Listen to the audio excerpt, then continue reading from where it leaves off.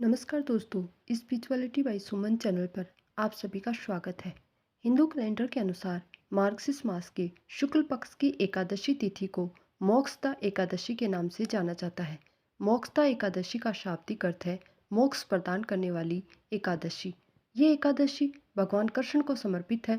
पुराणों के अनुसार इसी एकादशी पर भगवान श्री कृष्ण ने कुरुक्षेत्र की युद्ध भूमि पर अर्जुन को भगवत गीता का ज्ञान दिया था और उन्हें मोह के सभी बंधनों से मुक्त कर दिया था।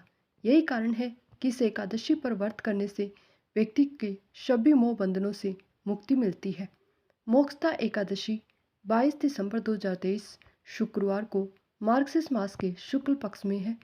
प्रारंभ होगा 22 दिसंबर 2023 को 8:16 सुबह। समाप्त होगा 23 दिसंबर 2023 को 7:11 सुबह पर।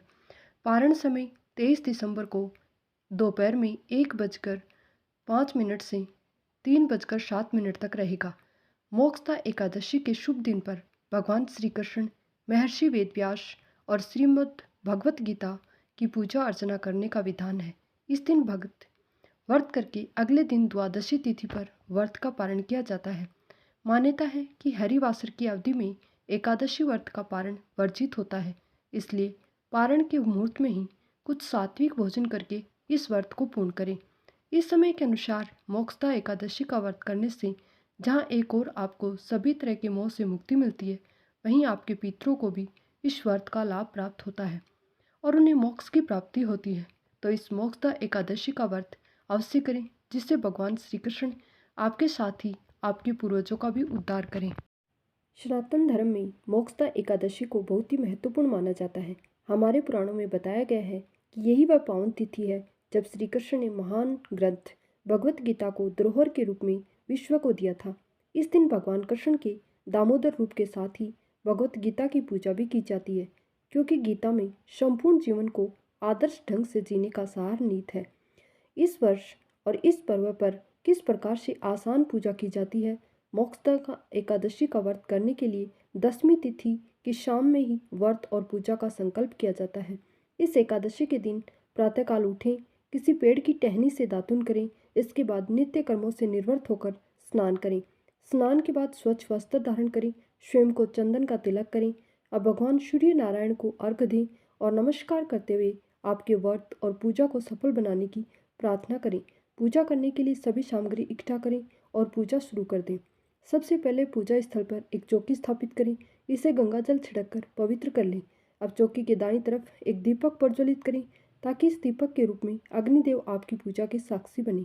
इसके बाद चौकी पर एक साफ वस्त्र बिछाकर इस पर भगवान कृष्ण की प्रतिमा या तस्वीर को स्थापित करें। भगवान कृष्ण के साथ ही श्रीमद् भगवत गीता को भी चौकी पर पूजा के लिए रखें। कुशा या पुष्प से जल छिड़ककर श्री कृष्ण और गीता का अभिषेक अवश्य करें।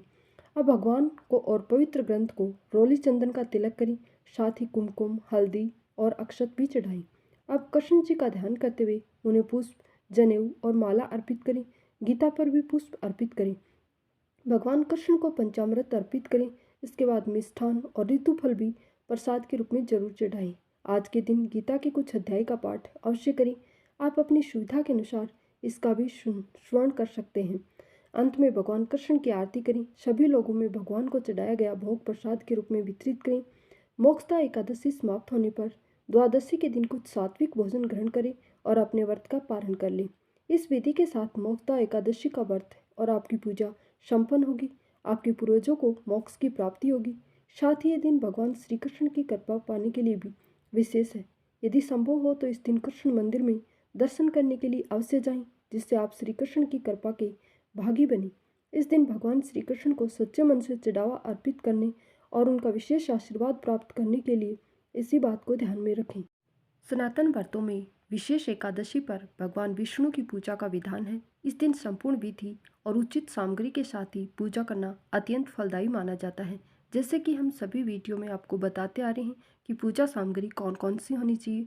चौकी, पीला वस्त्र, गंगा जल, भगवान विष्णु या कृष्ण जी की प्रतिमा, गणेश जी की प्रतिमा, अक्षत, जल का पात्र, पुष्प, माला, मौली या कलावा, जनेऊ, धूप, दीप, हल्दी, कुमकुम, चंदन, अगरबत्ती, तुलसी दल, पंचामृत का सामान, मिष्ठान, ऋतुफल और घर में बनाया गया नैवेद्य। गणेश जी की प्रतिमा के स्थान पर आप एक सुपारी पर मोली लपेटकर इसे गणेश जी के रूप में भी पूजा में विराजित कर सकते हैं। इस प्रकार सभी एकादशी की पूर्ण सामग्री के साथ भगवान विष्णु, भगवान कृष्ण जी की विधिवत पूजा की जाती है।